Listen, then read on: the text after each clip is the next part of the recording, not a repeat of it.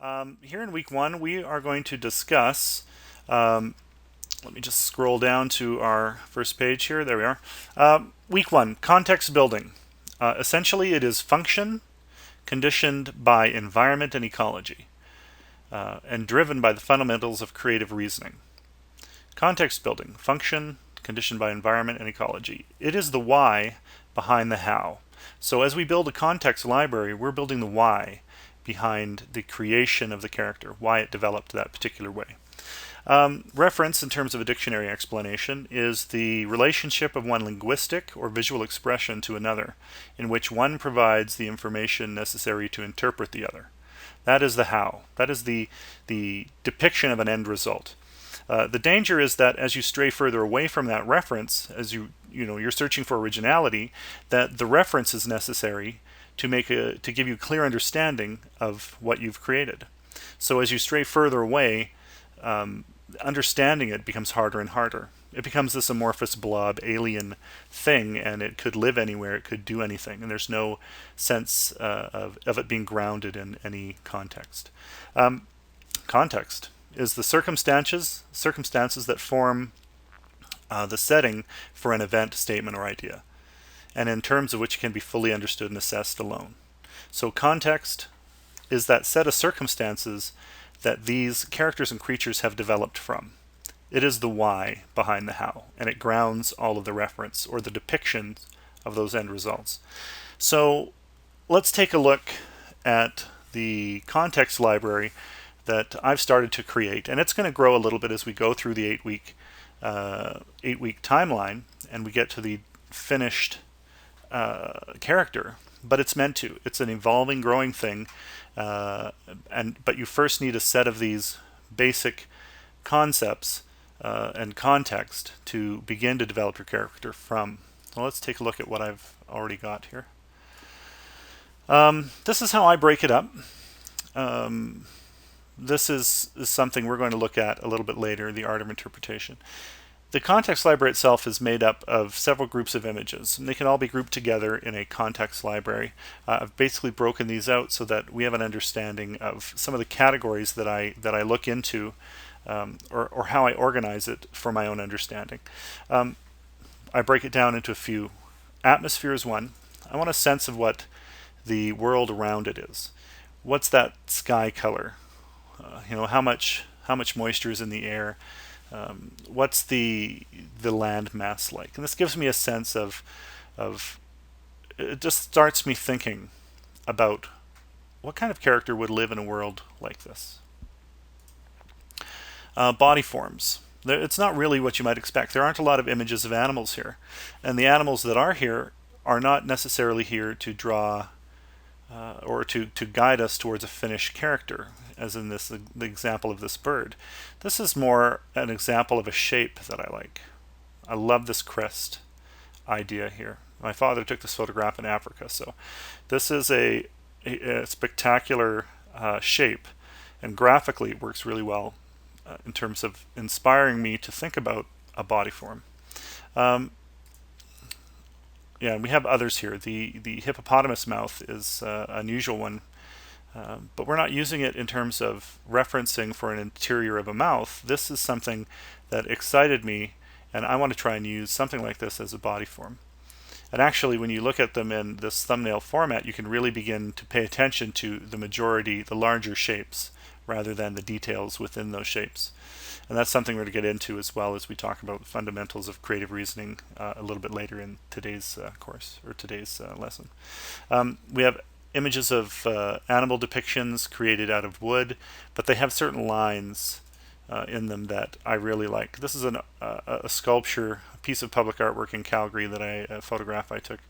I'm sorry, I don't know the artist's name, but this shape is what I'm really, really excited about. And these guys did a wonderful job, or this artist did a wonderful job of depicting some really interesting horse forms using simple wood. It was very cool. Let's see, what else do we have? So we have nuts, we have tree bark, pear skin, and a few other things, mushroom here, that really are interesting shapes and patterns all used, or all things that we're going to use to inspire us towards a body shape.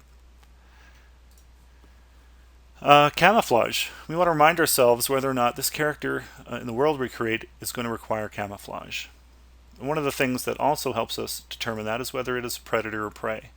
Now, there are a lot of body colorations that we could use, but that exist on this planet already, but I don't want to take direct reference from an animal and plop it on my character and say that I've created something, because to create something from other animal components and collage it together isn't really what I like to do. I want to develop a character from a context of a world that we create. So predator or prey, these are here to remind us of a direction for the character, and again aren't necessarily depictions of a direction the character will go, but to remind me that what is the difference between predator and prey, and what do they look like, and how do they evolve here on our world. We have some other animals here that I think are very interesting and that I consider prey. I wouldn't necessarily eat an elephant, but I'm not hunting those myself.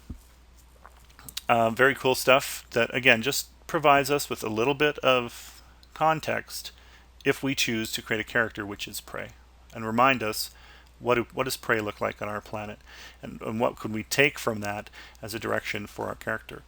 Reproduction. It wouldn't. These images don't, or this file doesn't contain images you might expect as far as reproduction goes. We have here a depiction of a plant, and I like actual, flower or plant styles of reproduction, and I use that in Red Sands quite a bit.